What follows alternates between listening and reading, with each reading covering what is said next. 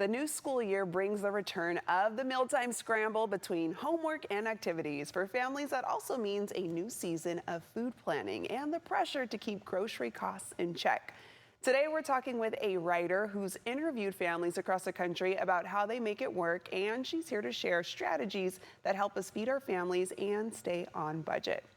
Let's welcome Alicia Adamczyk, former Fortune magazine writer and now the co-founder of a personal finance platform called The Purse. Welcome, Alicia. Thanks for joining us.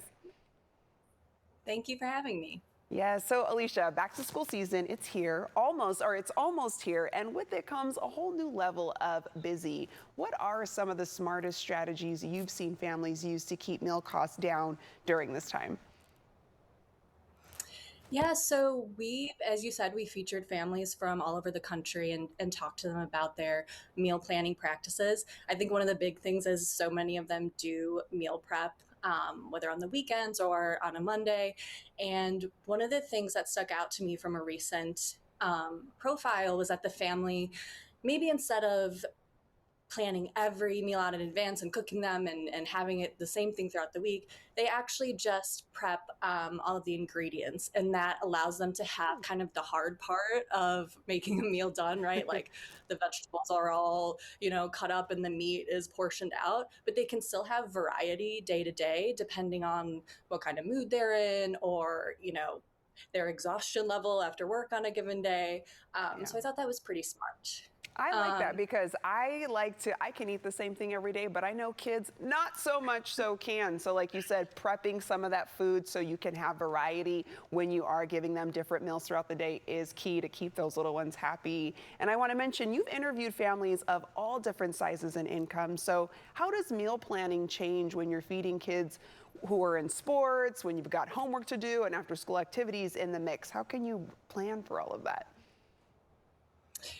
Yeah, I mean, I think the big thing we've learned from parents who have gone from, just them to one child and then maybe more than that is that it's always changing and evolving. So they had their, go-tos before, they had a kid, they realized they had to change some things up, and that was okay. And then maybe as their kids got older, they realized, hey, they actually want to pick out recipes, that they will actually eat.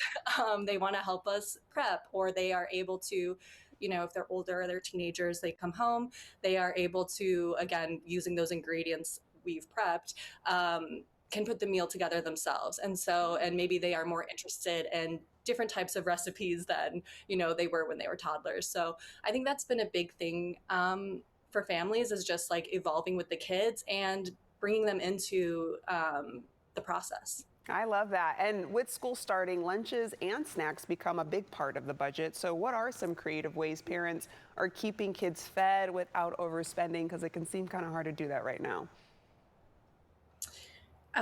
So hard. I mean, so we talked about having variety, but I think, as you said too, repetition is also really helpful, and for simplicity's sake, because I think a big thing is like the mental load of planning 3 different meals and snacks. And so if you have go-tos, it can just make it a lot more simple, and you won't have to then, go to Seamless or stop on your way home and pick something up, which can help with costs. And again, those can be like a pasta dish one day, a rice-based dish the next day. A lot of families we talk to, depending, of course, on what it is, will incorporate, beans or lentils or something lower cost and healthy to help stretch meat to make it go further, because meat is really expensive right now, as we all know. So any way to make that go a little bit further is really top of mind for a lot of people. Yeah, it's always helpful. Any way where you can just kind of save in any way possible. What would you say, before we let you go, what's one piece of advice you'd give to a parent who feels overwhelmed by the back to school meal rush? Just keep it simple. You don't have to reinvent the wheel every day. It doesn't have to be perfect for social media. The simple stuff really wins out, and I feel like kids often like that more anyway. So, and I also mean by that, if you're not used to meal planning, or you're not used to making like a lunch every day, you don't know if you have time, do it one day a week to start and see if that works, and see if you can kind of get in the groove. Can you, double up a dinner recipe one night and just reuse that the next day for lunch, for one lunch? And then you can like add on and perfect it, as Yes. you go. I like it. Alicia, you're keeping it real and honest. Keep it simple, parents. That'll help you out in the long run. Alicia, thanks so much for these back to school tips when it comes to meal budgeting. And to our viewers, stay on budget with smart school year meal planning ideas. For more info, head to thepurse.co.